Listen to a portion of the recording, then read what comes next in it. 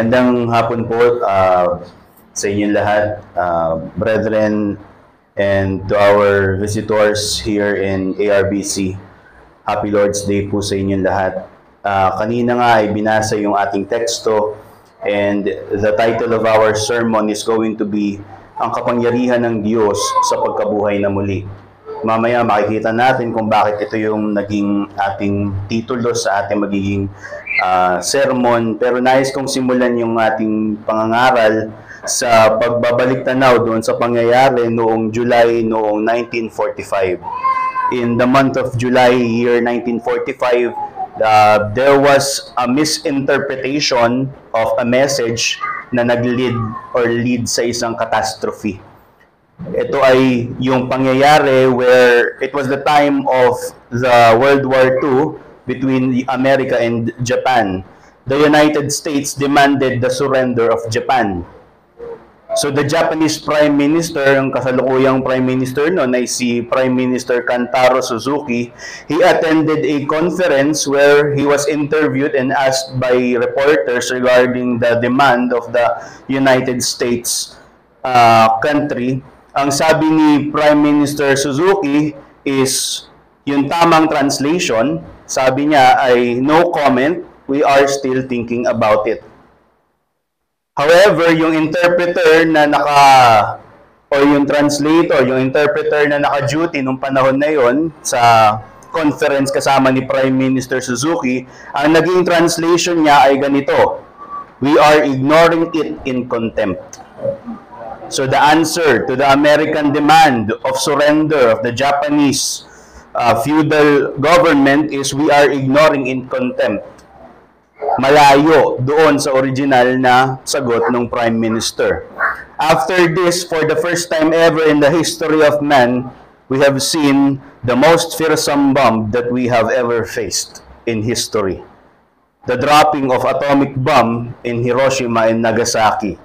So itong pagkakamali ng interpretation, pagkakamali ng translation led to 70,000 deaths.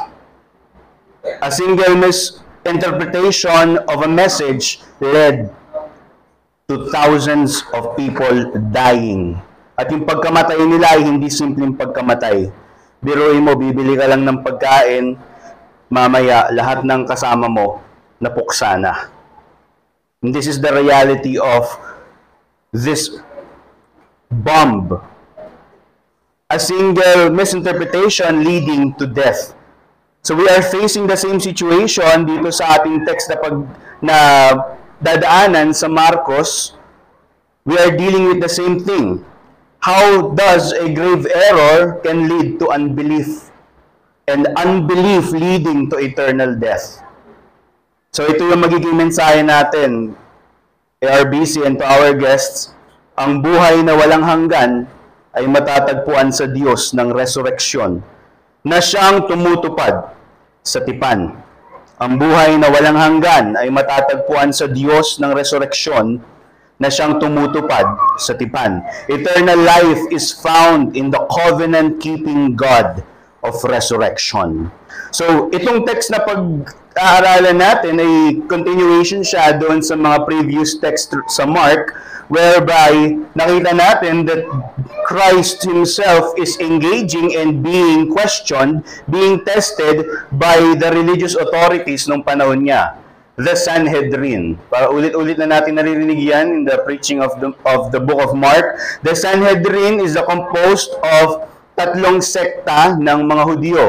Nandito yung mga Pariseo, ang mga Saduceo, at yung mga Essenes. Ang pinakakilala sa kanila, of course, ay the Pharisees, because they are always compared to the unbelievers today. Now, there is actually a much worse religious leader compared to the Pharisees in that time, the Sadducees. Bakit sila worse? Because these religious leaders are aristocratic in nature. Sila yung mga mayayaman. Sila yung mga political leaders. So, basically, kapart sila ng Sanhedrin. Gusto nilang maging parte ng Sanhedrin kasi gusto nila yung atensyon at yung honor na binibigay sa mga Sanhedrin. Nakikibagay sila sa relihiyon o sa confession ng Sanhedrin in order to get the people's belief or honor for them. Kinukuha nila yung pagiging otoridad nila sa Sanhedrin para makuha nila yung approval ng mga tao. Bakit sila naging worse in this sense? Because they don't believe in the supernatural things of the Scripture. They don't believe in angels, they don't believe in demons, and worse is they don't believe in resurrection. They don't believe that someday believers will be resurrected unto life. Bakit sila hindi naniniwala? According sa ilang mga theology and commentaries, na hindi sila naniniwala rito sapagkat walang ganong witness in the Torah or the Pentateuch, yung 5 unang libro ng Old Testament. Kasi itong mga Saduseo, ang kanilang pinanghahawakan na authoritative book is tanging ang 5 books of the Old Testament, which is the Pentateuch. Genesis, Exodus, Leviticus, Numbers, Deuteronomy. Doon lang ang tinitake nila na authoritative. And for them, there is no witness of a resurrection there. Hindi ko alam kung paano nila binasa iyon, pero according sa mga Jewish historians and according kay Josephus na isang historian sa antiquities ng mga Hudyo, is ganito sila. Ang paniniwala nila is limitado lang yung authoritative word to doon sa Pentateuch, and the rest they also read it pero hindi nila yung tinitake na authoritative. Kasi pag tinignan natin yung buong swath ng Old Testament, kung hindi tayo mag-enclose lang sa Pentateuch, makikita natin that the prophetic books witness to a future resurrection. Even kay Job, makikita nyo sa Job that there is a glimpse of a future resurrection. So in Mark 11:27, ditong passage natin hanggang 12:44, isa mga nakaraan, Christ was engaging with the religious leaders in a series of debates. Nakikipagdebate yung Panginoong Jesus sa mga religious leaders ng panahon niya. So it reveals the conflation between godliness, yung nationalism, and yung rejection ng true worship of God ng mga Hudyo, especially ng mga Sanhedrin. So currently, 3 na yung challenges na kinakaharap ni Kristo, pangatlo yung ngayon. Una is yung tina-challenge si Christ about the deity of God. The doctrine of God, His understanding of God. Pangalawa is Christ was tested in His understanding of the authority of God in creation. Yung authority ng Diyos at yung mga lesser authorities na nasa mundo. And currently, yung ating pagninilayan is yung challenge towards kay Christ patungkol sa usapin ng resurrection. Meron pang pang-apat, pero siguraduhin yung pumunta kayo next Thursday ng maaga para maintindihan nyo yun. Now, according to the Scripture, according to the witness of Mark, the Sadducees lack understanding. And it is not just the writing of Mark. This is actually coming from the word of Christ. Nung binring up nila yung problema ng kasal at ng resurrection, what was the response of Christ? The response of Christ was, is it not the reason why you lack understanding? Because you do not believe in the power of God. Biruin mo, yung pinakamatalinong test na iniisip ng mga Saduseo. Itong mga Saduseo na ito, ay pwede nyo itong isipin ng mga highly scholarly theological people. Pero in comparison sa panahon natin, they are theological liberals. Bakit? Kasi hindi sila naniniwala sa mga makapangyarihang witness ng Scripture. They don't believe in the supernatural things of the Scripture. Yung pinakamatalino nilang na-craft na problema para kay Kristo, ang naging reply ni Kristo sa kanila is it not that the reason why you lack understanding? So Christ is saying, may false dichotomy kang ginagawa. Kino-compare mo yung marriage sa resurrection.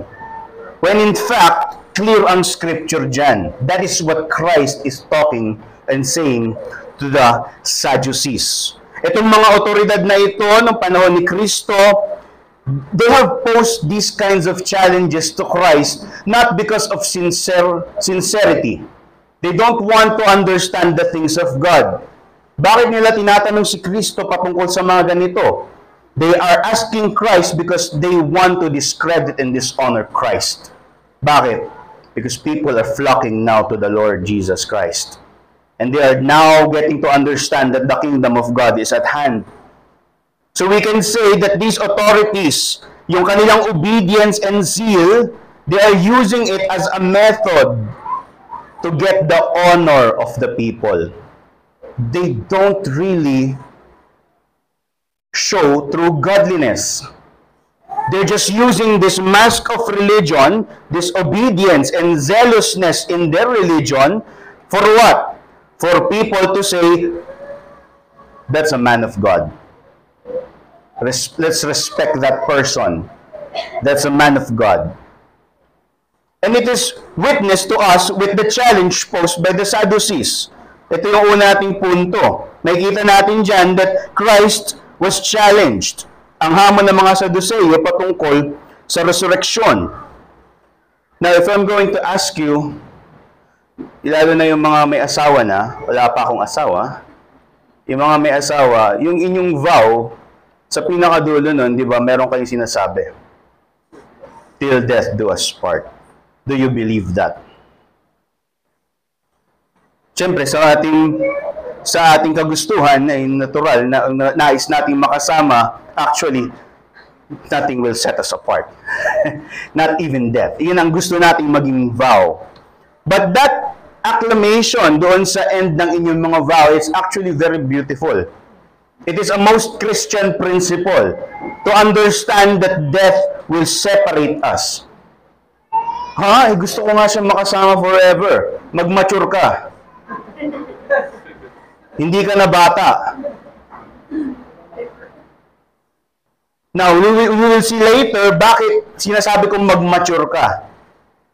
Because the scripture is telling us a bigger perspective. It is showing to us a greater satisfaction than the temporal relationship that we have with your wives, maybe with my future wife.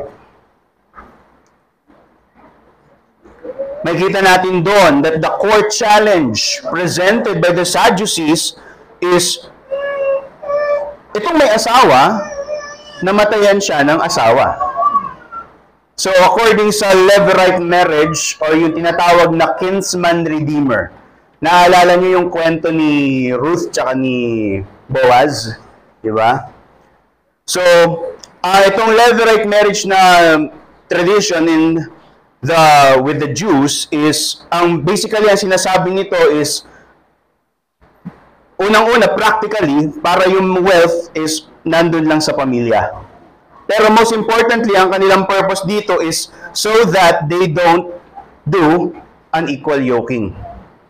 Para maiwasan yung pakikipag-asawa sa mga wala sa tipan. Kaya meron tinatawag na Levirate marriage. Yung kapag namatay yung asawa, kunwari yung sabi sa text, is yung babae namatay yung asawa niya. Ngayon, according sa Levirate marriage, yung kapatid niya, dapat pakasalan yung babae. And so on, pang-pito. So, 7 lalaki, sa huli, namatay din yung babae. Ang tanong ng mga Sadduceo, ngayon, Kristo, di ba, naniniwala ka sa resurrection? Tinan mo tong problema na to. Kaya hindi kami naniniwala sa resurrection kasi, according sa Old Testament, according sa Pentateuch, kailangan pakasalan niya. Magpakasal siya sa 7 kamag-anak na lalaki. Sino ang asawa niyan doon? Now, the problem here is that the Sadducees don't understand what they're talking about. They don't have any idea about the resurrection. They don't have any idea about the future new heavens and new earth. Why? According to Christ, they don't believe in the power of God. And that's a very scary thing. Para ka lang akademikong nag-aaral ng libro. Okay, may kaligtasan.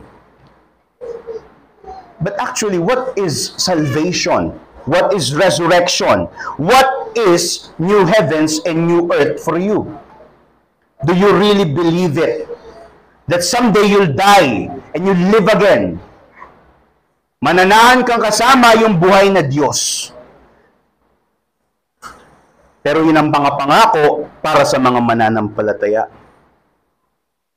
Para sa mga hindi mananampalataya, mabubuhay ka rin according to the scripture. But you will be living in forever torment. They don't understand this swath of systematic theology presented sa Old Testament. Hindi naiintindihan ng mga Saduceo ito. In Psalm 16:11, sabi doon, in your presence there is fullness of joy. At your right hand are pleasures forevermore. In heaven, in the new heavens and new earth, wala nang kasal. Bakit? Because you will be like angels according to Christ. Magkakapakpak ka? Hindi. Pero yung relationship nyo sa bawat isa ay perpekto. You will have a perfect spiritual relationship with everyone that you don't need intimate relationship anymore. Sabi ni R.C. Sproul dun sa interview sa kanya or sa kanyang preaching about this text, nagalit daw yung asawa niya nung sinabi niya na hindi na daw sila magiging mag-asawa sa heaven. Gusto daw niya kasi hanggang doon mag-asawa sila. Ang sabi ni R.C. Sproul sa kanya, do you want a divided attention? Do you want the Lord to be jealous of me? Do you not understand? Yan, sabi niya sa asawa niya. Hindi ko paano niya sinabi yun. Pero ang sinabi niya sa kanyang asawa, hindi mo ba nakikita yung perpektong relasyon mo sa Diyos pagdating mo sa new heavens and new earth? You are so filled with the knowledge of God that you won't even think of getting married. Now that is his interpretation. And that is true. You are in the presence of God. You don't need anything but God. Even today. But we have a mandate to fulfill in creation. According to Genesis, we are made to be married to one another and to multiply. Bakit? To fill the earth with worshipers of Christ. However, in the new heavens, in the new earth, since the final resurrection marks the complete transformation of the physical universe, therefore, yung creation mandate ng pag-aasawa at pagre-reproduce, it doesn't apply to human relationship anymore in that state. Hindi mo nakakailanganin yan. Sa ngayon, naiisip mo, parang hindi ko kaya mawala siya. Pag mature ka. Ang pinapakita ni Kristo dito, sa pagdating mo sa maluwalhating langit at maluwalhating bayan ni Kristo, hindi mo na kailangan ng kahit ano pa, sapagkat si Kristo ay nasa harapan mo na. Ang ganda nun. Biruin mo yung sinasamba mo linggo-linggo, yung nakikipag-struggle ka linggo-linggo sa asawa mo magpunta sa church, ngayon hindi ka na mag-struggle. Holy, holy, holy is the Lord God Almighty. Yan na ang magiging confession mo in the eternal new heavens and new earth. And this is the misunderstanding of the Sadducees. They don't understand the power of God in resurrection. In the first place, the Sadducees don't believe in resurrection. This is ironic, actually, brethren. Itong mga Sadduceo na ito, itong mga mapagpanggap na mga relihiyosong tao na to, thinking that they can outwit Christ Himself, posing the most crucial question for them. But they cannot outwit Christ, because Christ is the very Word of God. The problem is not the Scripture. The problem is you don't believe in the power of God. Pag namatay yang katabi mo, naniniwala ka bang mabubuhay siyang muli? Pag namatay ako, naniniwala ba kayo na makakasama niyo ako sa langit? Sabi nung iba, ay, siya ulit. Brother. Pero this is what's missing. It is not that they misunderstand or they are not understanding the things of God. It is that they are deliberately not believing in the word of Christ because they don't believe in the power of God. They are already content with the honor the world is giving them. Is it you? Brother, sisters, guests, kontento ka na ba sa pagiging relihiyoso mo? Kontento ka na ba na kapag tinanong ka, naniniwala ka ba sa Diyos? Ang sagot mo, oo. Magpatino ka. Ito ang kaharap mo. Mabubuhay kang muli. Pero kung hindi ka maniniwala sa Diyos, sa kapangyarihan ng Diyos, resurreksyon, kagaya ng mga Saduceo, mabubuhay ka para sa kamatayan. Apart from Christ, there's no life. Apart from Him who is the God of life, there's no life. Sabi ng mga komedyante, I would rather be in hell because hell is more interesting than heaven. Andun yung mga sikat na mga tao. You don't understand what you're saying. According to the scripture, hell is incomparable to any suffering na naranasan mo ngayon. You are burning but your flesh is not burning. You are parched. Uhaw ka. Kailan ka huling na uhaw? Pero walang tubig. Nangangati ka. Pero kahit anong punit mo sa balat mo, hindi mawawala ang kate. Nagagalit ka sa Diyos, pero ang Diyos pinaparusahan ka. Nagmamakaawa ka sa Diyos, pero ang sagot ng Diyos, nararapat ka dyan. And this is not just my interpretation. I am just a weak man. I don't have anything to prove sa inyo, but only the word of Christ. And the word of Christ says, you will die and you will live again. Now, do you believe in the resurrection? Do you believe that this religion is more than just the book that you're reading? It is alive. The power of God is this: a rebel turned into a child of God.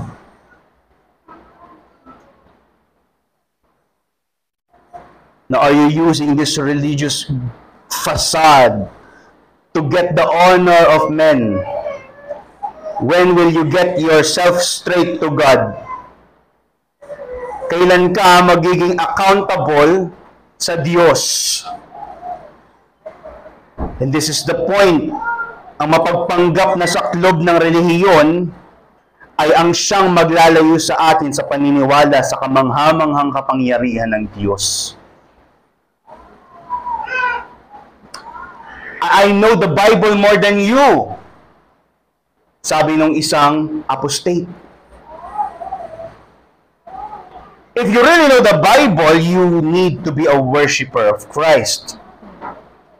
Sabi naman nung isang isolationist Christian, hindi ko na kailangan pumunta sa church. I have the Word at home. I can indulge. I can study. I have a better mind than those people in the church. That is a manifestation that you don't believe in the power of God. What is the power of God in the church? It makes people saved. Yan ang kapangyarihan ng Diyos sa iglesia. Pinapatatag niya yung kanyang mga santo at nagliligtas siya ng mga hindi mananampalataya sa pamamagitan ng kanyang salita as it is proclaimed in the church. What is the power of God? The means of grace is a power of God. Are you just an academic studying the Word? I'm gonna study a lot of doctrines. But you don't really believe that Christ, the God-man. Pag inintindi nyo yun, can you understand that fact that God became man? Even so, at the face of death, can you really say to yourself, I will be resurrected unto life? So here's your challenge, brethren. Kagaya ka na rin ba ng mga Saduceo na puno ng pagpupuri sa Diyos ang mga labi para sa pansarili nilang kapakanan, ngunit bulag sa sakdal na pagkalubog sa kawalang paniniwala? Are you just doing this for the honor of men? Get right with your God. In other texts, Christ called, and even John the Baptist called these Pharisees and this Sanhedrin the brood of vipers. Are you like the brood of vipers? Do you not believe that God can strengthen you in your weakness? It is better for me to self-pity kasi they don't understand me. No, the better thing is come to God and pray for strength.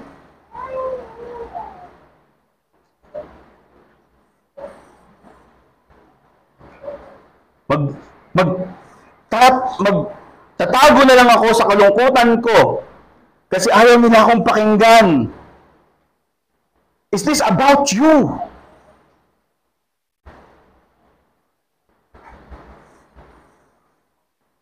This is about God.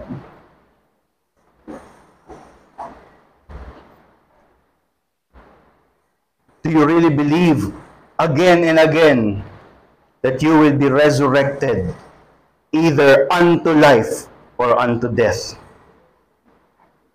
And if this will lead us to my second point, ang Diyos ng pagkabuhay na muli ay Diyos ng mga buhay. The God of resurrection is the God of the living. Noong 1595, merong isinulat yung isang Puritan ng pangalan niya ay si William Perkins doon sa Apostles' Creed. Kung matatandaan ninyo dito sa Apostles' Creed na ating binabasa at ating nire-recite, there is a phrase about the resurrection that you always mention. Sumasampalataya naman ako sa Diyos, Espiritu Santo at sa bandang dulo. Sinasabi natin sa bawat isa, you don't just say it to yourself because you're in the church, you say it to others. You proclaim about what you believe. That's the essence of reciting the Apostles' Creed. And I heard you. Kanina lang, you said you believe in the resurrection of the body. Kanina lang, narinig ko yung boses mo, malakas o mahina, ang sabi mo, naniniwala ka sa pagkabuhay na muli ng katawan. Doon sa sinulat ni William Perkins na exposition of the Apostles' Creed, he laid down many arguments kung anong ibig sabihin nung katagan na believing in the resurrection of the body. Isa sa kanyang mga arguments regarding it is, sabi niya doon, if God's covenant be everlasting, then all the faithful departed from the beginning of the world must be raised again to life. Abraham, Isaac, and Jacob are dead. Therefore, since God is a covenant-keeping God, they must rise again. And this is the very argument of Jesus Christ against the Sadducees. Itong mga Saduceo, Okay, best bala ko na to para pataubin si Kristo, sabi nila. And Christ, what did Christ do? He used the very texts na ginagamit ng mga Sadduceo para kontrahin yung kanilang paniniwala sa resurrection to make them believe about it. Diba, ang mga Sadduceo, naniniwala lang sila sa Pentateuch. They are enclosed to the Pentateuch. Kaya hindi sila naniniwala sa resurrection because of the Pentateuch. Pero ano yung ginamit ni Christ para sabihin na maniwala sila sa resurrection? Exodus 3 verse 6. When God was talking to Moses in the bush. Noong una, ang hirap intindihin. Paano naging God of the living ang Diyos sa pamamagitan nito? But since Christ Himself used this apologetical method of exegeting itong text na to para patunayan sa kanila ang resurrection, then I must understand it. And the point of Christ is this: God is a covenant-keeping God. He promised that He will make us alive again. And this is a confirmation nung kausap niya si Moses doon sa bush. Nung pagbanggit niya kay Abraham, kay Isaac, kay Jacob, the very fact na minention niya yung mga covenants doon sa mga nauna, and here is Moses. God is saying to Moses, I'm the God of the living. My faithfulness is to those who are the descendants of those whom my promise I gave. And my promise in this text, in Mark, the focus of the promise is that He will make us rise again. Christ argued dun sa verse 26 that through the covenant faithfulness of God, they that died shall live again. Yung mga nauna na mga namatay, na nasa tipanan ng Diyos, sila ay mabubuhay na muli. But this resurrection unto life, there is a nature in this life. Yung ginamit doon sa verse 27, doon sa sinabing God of the living, yung word na living doon came from the Greek term zoe. Ang translation nito is life. It means both a physical and a spiritual life. So, Christ is telling the Sadducees that there is a future resurrection and a literal resurrection. This is a literal future resurrection. Your body will become glorified. However, there is also, according to the scripture, a body that is made for eternal damnation.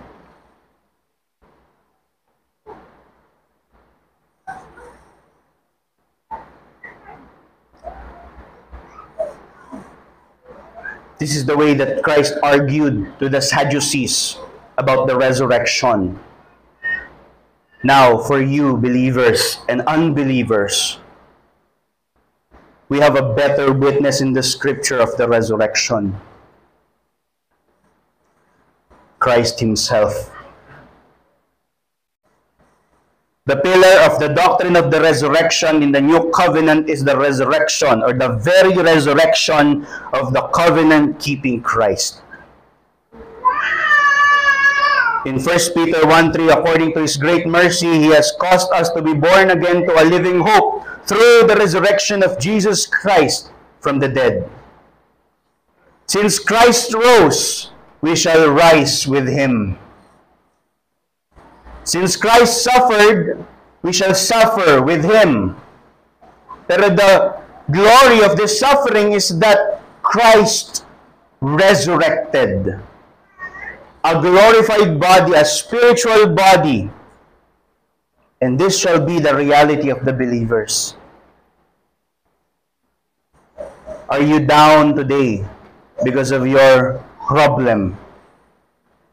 Are you down because of your current circumstance? Are you down because there is a sin na hindi mo na mapaglabanan? The promise of the scripture according to Mark is this, that there is a literal resurrection, and this resurrection will grant us new life. And this new life is in perfect communion with God. Wala nang kasalanan. Wala nang kasalanan. John 11:25, Jesus said to Martha, I am the resurrection and the life. Whoever believes in me, though he die, yet shall he live. Through Christ, there is resurrection. And why did Christ say na grave yung pagkakamali ng mga Sadducees? Sabi ni Christ doon sa verse 27, di ba? Sabi, you are quite wrong. In other translation, it said, you're gravely mistaken. Gusto ko yung translation na gravely mistaken eh. Kasi, nakocontain nun yung bigat ng pagkakamali ng mga Sadduseo.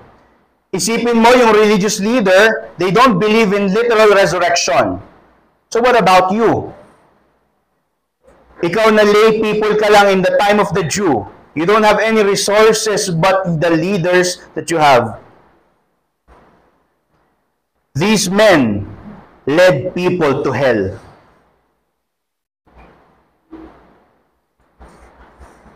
They are gravely mistaken. In the Greek term, ang translation is planao. It is to deviate from the proper way. Ang adjective nito is, they are in the state of being deceived. You don't believe in the power of God, in the resurrection, you are deceived. You don't believe that Christianity is a supernatural religion, you are deceived. You don't believe that God, a holy God, can save a sinner like you are deceived. You don't believe na yung pinakakinamumuhian mong tao sa balat ng lupa ay kayang maligtas ng Diyos, you are deceived.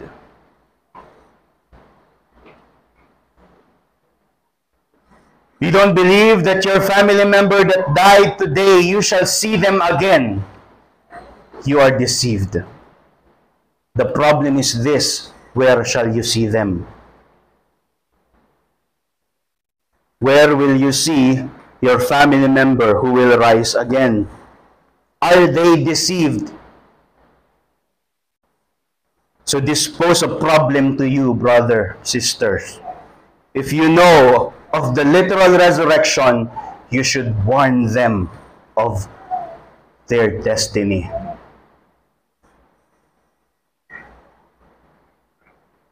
To deny the resurrection is to deny the central message of the gospel.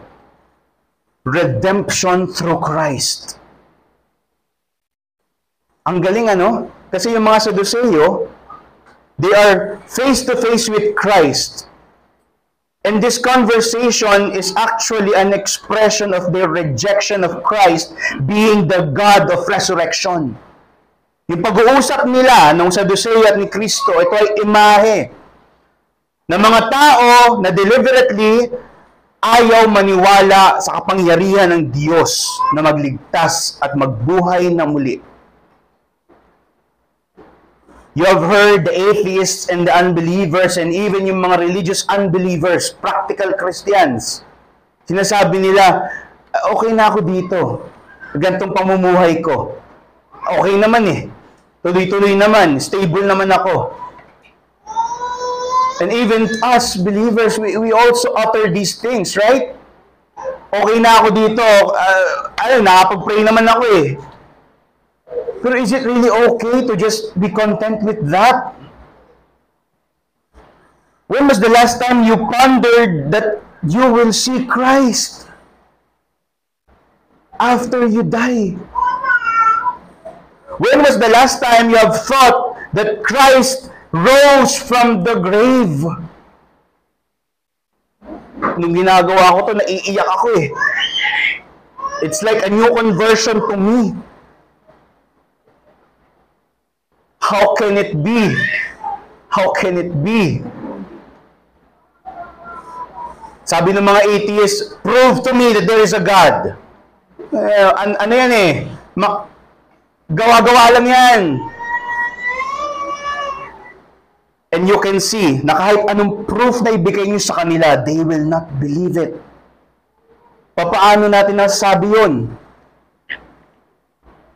Tingnan mo itong mga Saduceo. Favorite nila, Pentateuch. They are well-versed in the Pentateuch. Isipin mo, na-bring up agad nila yung levirate marriage in relation to resurrection. Kaya mo bang gawin yun? They are well-versed doon sa unang 5 libro. They are face-to-face with the very God of resurrection. Anong ginawa nila? They rejected Him. And you today, visitors to the unbelievers, you are face-to-face today with God, the God of resurrection that you continuously reject. When will you get yourself right with God? This is the call.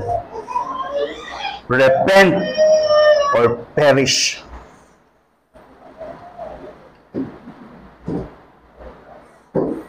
Repent or burn in eternity in hell. It is not easy for me to say this because I'm a people pleaser. But this is the message of Christ. You deny Christ, you're denying the resurrection, you're denying the Christianity that your family holds. You will live again, but you will die.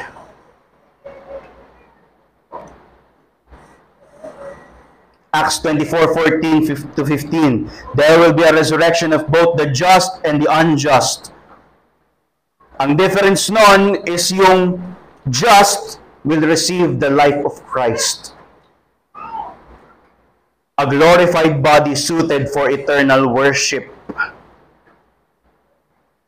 While the former, yung unjust, what will you receive? A body of death. Fit for eternal damnation. Brothers and sisters, baka natutuwa kayo masyado sa mensahe that you will live with Christ. Here's your challenge. When was the last time you talked to your family, your friends, your neighbor about this reality? Are you like the Sadducee? Kumakain kang kasama, nakikipagtawanan ka sa mga kaibigan mo, sa kapamilya mo, without mentioning that they will be resurrected unto death. Have you ever thought of that? Okay na ako dito. Sabi naman ni Christ, magpatawad ako kung hostile sila sa akin. Tama yan. Pero you're being too dismissive. Do you really believe in the power of God? The power of God is this: rebels to children of God. There are times na madadown ka talaga kapag hostile yung mga kausap mo. And it is understandable. But the promise of God is this: wherever you plant the seed, the growth is in God. God is faithful.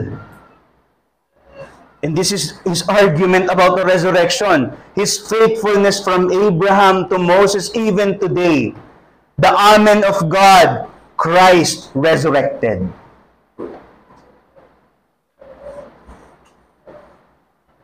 Tatakot ka, baka kamuhian ka? It's better that you are not loved by your family if it will take them to Christ.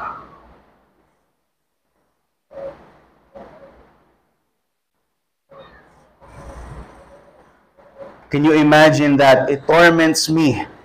As a preacher, iba yung bigat nito. There are nights that I dream I'm praising Christ face to face. Yet, I see my family burning. Are you not haunted with that reality? Kaya kanina, ayoko nang tumayo dito eh. Kasi guilty ako dito. Natatakot ako. Masusunog sila sa impyerno. Because natakot akong sabihin sa kanila na totoo yung kapangyarihan ng Diyos magligtas. Yet Christ is our comfort. Christ is our comfort. While we live, we serve Him. While we live, we take dead unto life.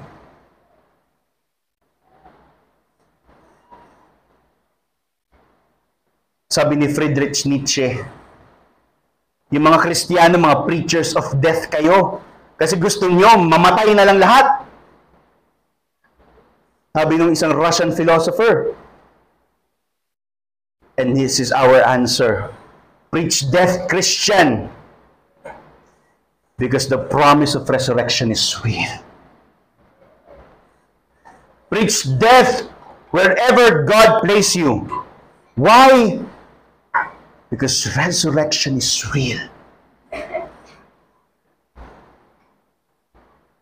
I will be holding hands again with you in eternity. And there, hindi na ako mamamaos, hindi na ako mauubo, hindi na ako matatakot na baka i-judge nyo ako sa kasalanan ko. Wala nang kasalanan doon. The Church of Christ will be united. Oh, what a pain to see that the Church of Christ is divided today. But the comfort is this: Christ is faithful in His covenant, in His prayer that the church would be united. In the consummation, dun sa new heavens and new earth, hindi na natin po problemahin yun. You're a Christian, let's worship God. You're a Christian, may kasalanan ka ngayon, let's worship God. You're a Christian, you're shy, no problem. Let's worship God. God's love is perfected when the brethren love each other. This is the power of God in the church. That the love of God is strengthened in the love of the brethren. Are you a practical Christian? If you are a practical Christian, you are rejecting Christ. So this is our point. Tinuturo ng Panginoong Yesus ang kasiguraduhan ng pagkabuhay na muli sapagkat nakaangkla ito sa pagiging tapat ng Diyos sa tipan niya. And what was the manifestation of that faithfulness? Jesus, your Lord, rose again. Resurrection unto life is sure, because it is anchored in the covenant faithfulness of God. Ano yung itsura ulit ng covenant faithfulness ng Diyos? Christ rose from the grave. And in this rising, we shall enjoy the new heavens and the new earth. In the new heavens and the new earth, we shall enjoy eternal perfect communion with our Lord. Yung mga namatay mong kamag-anak na mga believers, you will see them again. Yung mga nakaaway mo dito sa lupa pero naging believer, wala nang memory ng pag-aaway dun. You will be happy together. Why? Because you will see Christ face to face. Sabi ni Sam Renihan, dun sa kanyang libro na Mystery of Christ, the supreme blessing of the consummated new heavens and new earth, the pinnacle blessing of the covenant of Christ is seeing the glory of God in the face of Christ Himself. Ang rurok ng biyaya ng bagong langit at lupa, ang pinakamataas na biyaya ng bagong tipan, ay makita ng mukaan ang kaluwalhatian ng Diyos sa wangis ng Panginoong Hesukristo. And this is the reality that we are going to see if we stand true to the faith passed down to us. Let me end with this. Job 19:25-27. May you confess this, brothers and sisters. Sabi ni Job, "For I know that my Redeemer lives, and at the last he will stand upon the earth.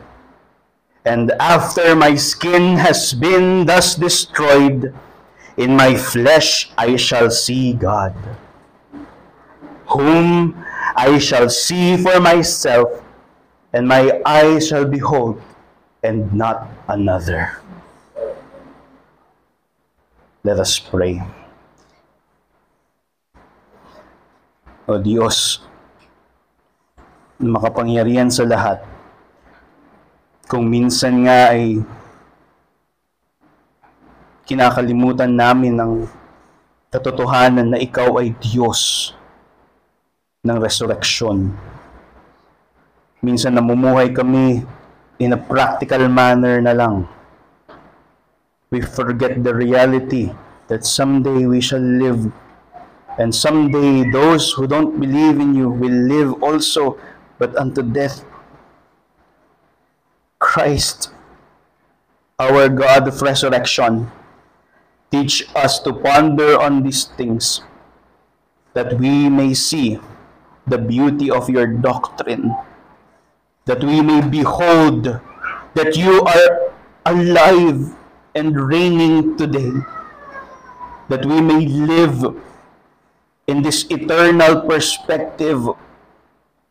Teach us, grant us the sight of Your glory, that we may marvel of Your beauty, the majesty and the power that You have in this resurrection. Help us. Help us. We worship You. This is our prayer in Christ. Amen.